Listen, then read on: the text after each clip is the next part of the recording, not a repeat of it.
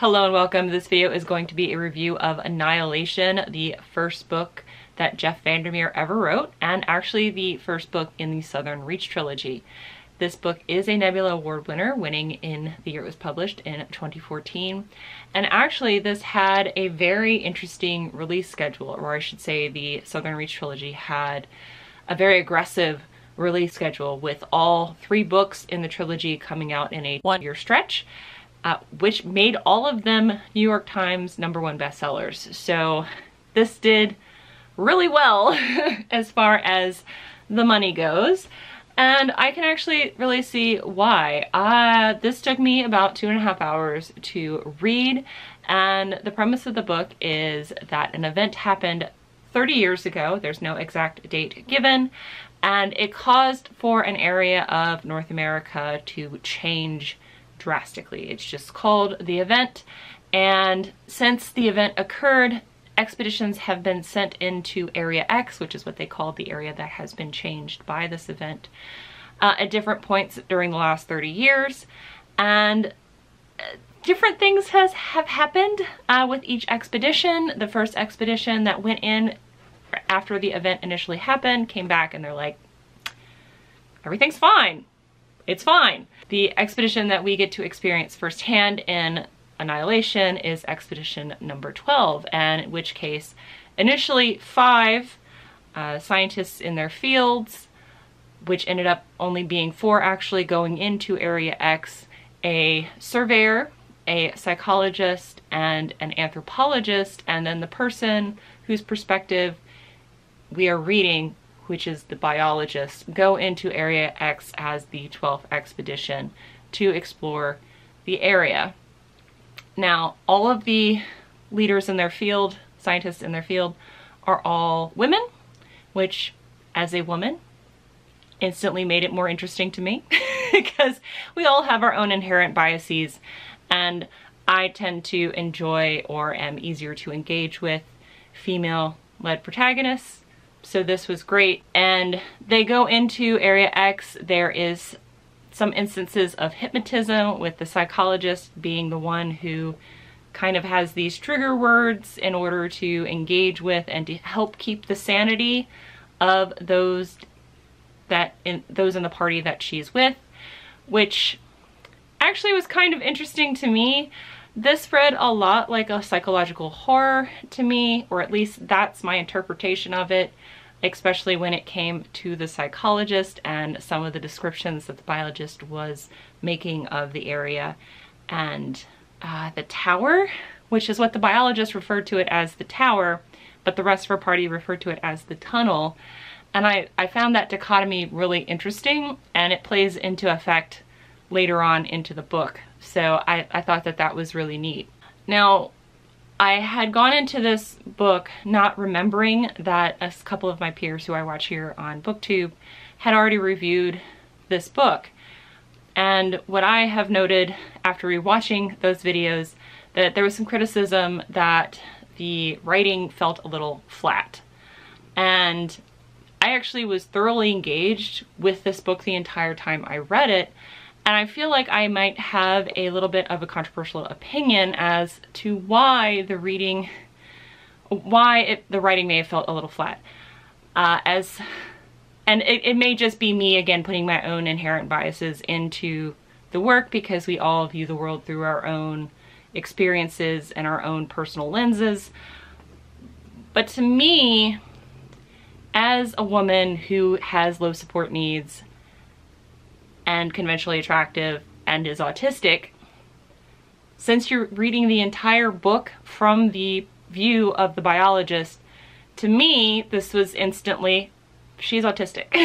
And so when the recollection of the events that's going on seem very flat, it's very matter of fact, which is a normal recollection for someone who is autistic and is not inherently interested in whatever is going on. They're just, this blah blah blah did this, blah blah blah did this, and this is what I saw. The only time where there seemed to be any literary flourishes or like intense descriptors is when the biologist is describing like the title pools from her youth or the title pools that she researched later on in her life after becoming a biologist, and then also the biology that she discovers in Area X. That is when there seems to be a lot of intense description and a lot of intense interest from the point of the biologist, which if you ever engage in someone who is autistic, who has low support needs, and you get them on a special interest topic, they are going to definitely talk about that much differently than they would just inane small talk type of information. So to me, I don't know if Jeff Vandermeer did that purposely. I tried to look that up to see if that was intentional on his part. I did go on to Goodreads, which according to my friend Matt is not a good idea. And I can see why, because I did see some other individuals who felt that maybe the biologist was autistic based on the writing style. So I don't think that I am necessarily alone in that opinion, but it doesn't seem to be a very popular one. So, and I think that just has to be with what I read on the Goodreads, was that people have apparently not met a whole lot of or interacted with a whole lot of low support needs autistic people. So they only seem to have like the super media versions of what autism is, and it is a spectrum.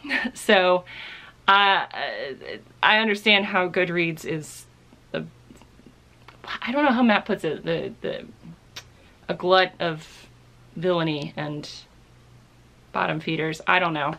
I just found that thread illuminating in not great ways. Another part of the story that makes me feel like the character is autistic is when the biologist talks about her husband and their relationship before him going into the expedition, especially when he starts talking about how he felt that her introversion was like she was mysterious and like he was going to unravel her and like figure her out.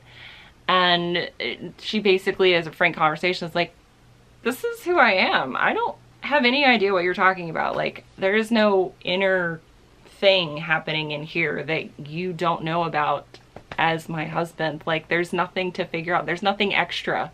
I am not a manic, well, she didn't say this. I'm not a manic pixie dream girl to like solve all your problems and bring whimsy into your life, which is a trope. And I really appreciated that as someone who has been in those relationships and have listened, had people say that to me. It's like, you know, you're so mysterious, blah, blah, blah, blah, blah. It's like, no, I'm literally what you're getting right now. There's nothing, there's no bonus content to download somehow by like, you know, doing up, down, left, right, A, B, like, and start. Like, you don't need to do that.